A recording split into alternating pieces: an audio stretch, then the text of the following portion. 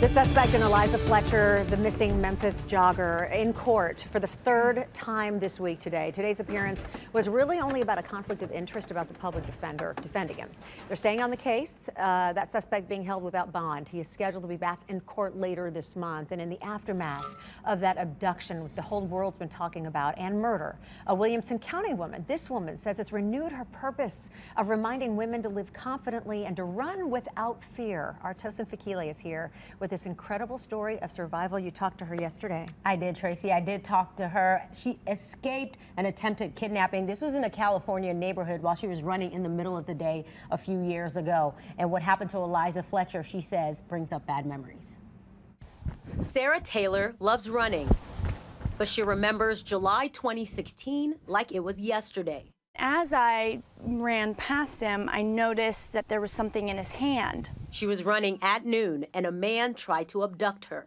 Before I knew it, he had turned around, lodged something in my chest, and began to grab my head and really kind of hold on to it. Finally, as he got more and more aggressive, I began to realize this is real, this is happening, and I have to fight. And fight for her life is what she did, as the man used a taser on her. He was ducking me. I was looking at his seats, and he had me. I remember thinking, I heard her voice say, if you get in that car, you're gonna die. So I fought with everything I had. Tell us what happened that day. He continued to tase me, and I was able to do something where I maneuvered as I was fighting, and I had a little bit of space between us, and I backtracked. An experience that Taylor said took therapy and her faith to heal from parts of it. Now she uses her story to encourage women to run, and run without fear and safely. Her advice, always be aware of your surroundings. Ditch the headphones, even if you need one, if it's low volume, fine, but I just fully ditch the headphones. You can play music out loud. She also says women should run with pouches that have things like air horn and pepper spray. And when you're walking past somebody, don't put your head down. Look them in the eyes and acknowledge them. Say hello, hi.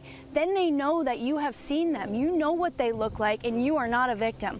Hold yourself up high and walk with confidence. You are nobody's victim. Her heart breaks for Eliza Fletcher, but she says, she's in my heart, and I will fight for her. And I will run for her. And I will try to be the voice that was taken from her.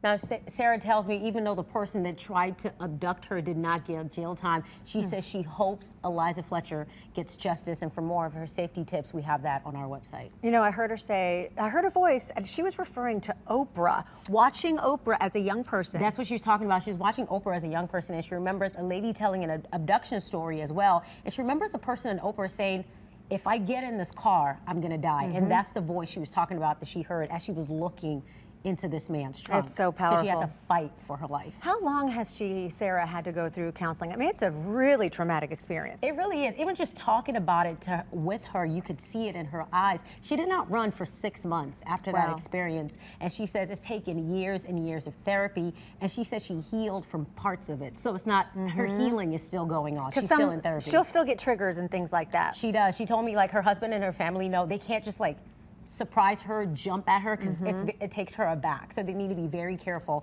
And another thing she told me, she's very particular when she's running now when she sees a parked car, because the person who tried to abduct her was kneeling by a car when they jumped at her. So when she's running and sees a parked car, she's very, very extra aware. Yeah, well, thank you. Just a powerful story. She was one of those, she was featured in I Am Second, which is based here in Nashville, a part of it. And I posted the I Am Second story from Sarah on my Facebook page if you're interested, and sharing your story. It's all over social. Please continue to spread and share, because that is such a message she has. It really was. It Tosin, really was. Thank you for telling it. Thank you. The suspect in Eliza Fletcher's murder is scheduled to be in court later this month. And as we learn more about the case, until then, we'll post those updates on our website and in our app. You can also read every story we've done on this on both platforms.